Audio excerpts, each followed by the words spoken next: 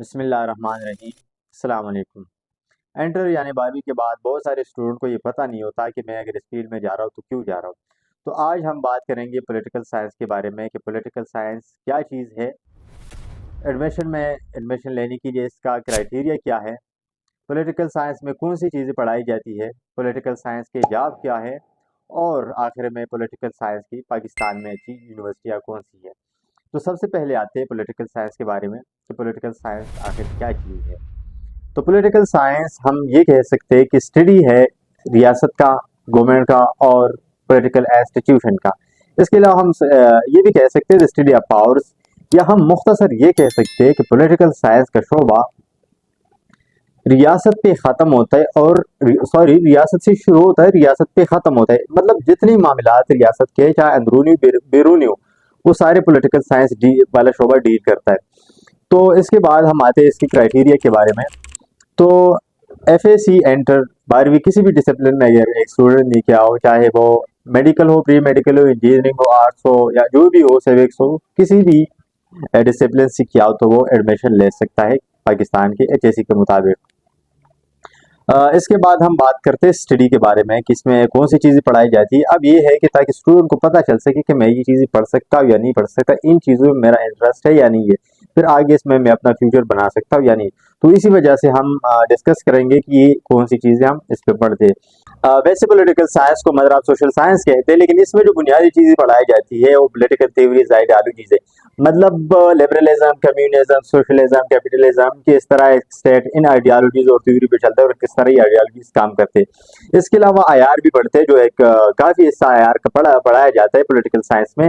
اب I R ایک field بھی ہے الگ، یہ بیسیکلی پولیٹیکل سائنس کا ایک برانچ ہی ہے، لیکن اس میں جو آئی آر اور پولیٹیکل سائنس کے ڈپارٹمنٹ کے بنیادی فرق ہم یہ بھی کہہ سکتے ہیں وہ اسپیسیفک اور ڈیپلی انٹرنیشنل ریلیشن کو پڑھتے ہیں، جبکہ پولیٹیکل سائنس والے اتنا ڈیپلی نہیں پڑھتے، اور پولیٹیکل سائنس والے انٹرنل چیزیں بھی کافی زیادہ پڑھتے ہیں۔ اس کے علاوہ ہم کہہ سکتے ہیں فلاسفی بھی پڑھتے ہیں، پولیٹیکل فلاسفی۔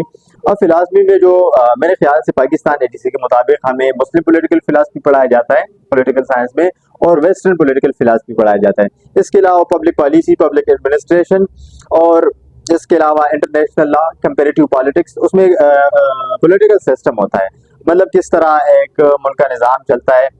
اس کے علاوہ کمپیریٹیو پالیٹکس ہے جو مختلف ملکوں کی ریاست کے نظام کو سملریٹیز اور ڈفرینسز کے طور پہ وہ کمپیئر کرتے ہیں۔ اس کا پولیٹیکل سسٹم بھی ہوتا ہے کہ ان کا کانسٹیٹیوشن کیسا ہے، وہ ڈیولپ ہے، ان ڈیولپنگ ہے، وہ کس قسم کا ہے۔ اس کے علاوہ اس میں ڈپلومیسی بھی پڑھایا جاتا ہے، اور اس کا کافی زیادہ تعلق پولیٹیکل سائنس ڈپارٹمنٹ کا اکانومی سے ہے، پولیٹیکل اکانومی، ہسٹری اور سوسیالوجی کے ساتھ بھی کافی تعلق ہے۔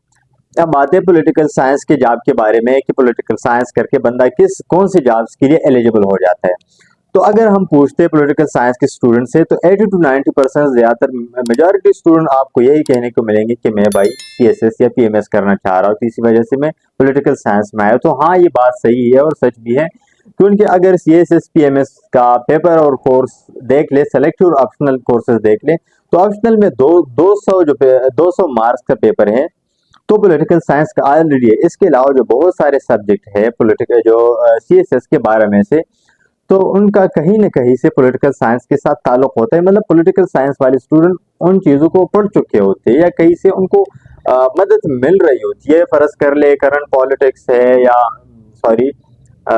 Current affair, Pakistan affair, public administration ہے، انٹرنیشنل لا ہے، اس طرح کی چیزیں۔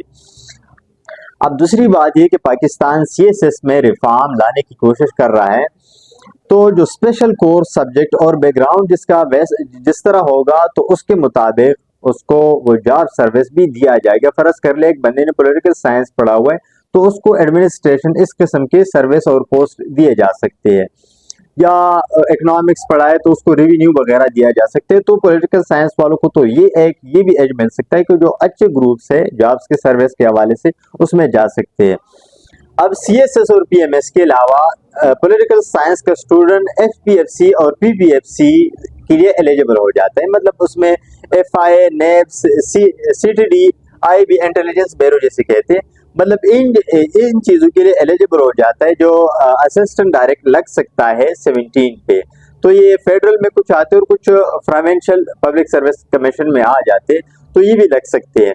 اس کے علاوہ ٹیچر بھی لگ سکتا ہے اگر اس نے پولیٹیکل سائنس کے اسٹوڈنٹ نے کیا ہے, ماسٹر کیا ہوا ہے, BS کیا ہوا ہے, تو وہ ایک پاک اسٹڈی کا مطالعہ پاکستان کا ٹیچر بھی لگ سکتا ہے. اس کے علاوہ اگر اس نے زیادہ پڑھا ہے تو کسی یونیورسٹی اور کالج میں لیکچرار اور پروفیسر بھی لگ سکتا ہے.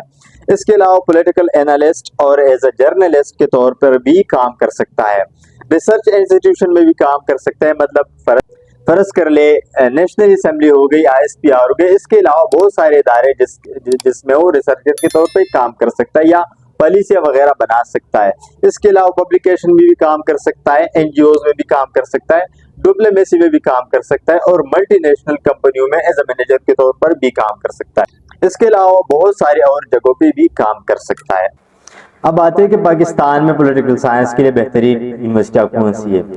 تو ایک ہے گورنمنٹ سیکٹر, ایک ہے پرائیویٹ سیکٹر. تو آپ نے یونیورسٹی میں یہ دیکھنا ہے کہ وہاں کا فیکلٹی کیسا ہے, کس طرح پڑھاتے وہ لوگ, اور وہاں آپ کو کتنا فیسیلیٹیٹ کرتے, کانفرنس کتنے ہوتے, آپ کتنا سوال ایزیلی کر سکتے, آپ کو آزادی کتنی جہاں سے آپ زیادہ سے زیادہ علم حاصل کر سکے. تو اب بات کرتے ہیں گورنمنٹ سیکٹر کی. جو گورنمنٹ سیکٹر کا میرٹ لسٹ ہوتا ہے بہت ہائی ہوتا ہے. تو اگر آپ کو اوپن میرٹ لسٹ میں ایڈمیشن نہیں ملتا تو آپ سیلف میرٹ لسٹ پہ اپلائی کریں. تو ایک وہاں پہ یہ ہوتا ہے کہ فیس زیادہ ہوتی ہے لیکن میرٹ تھوڑا سا کم ہوتا ہے بنسبت اوپن کے.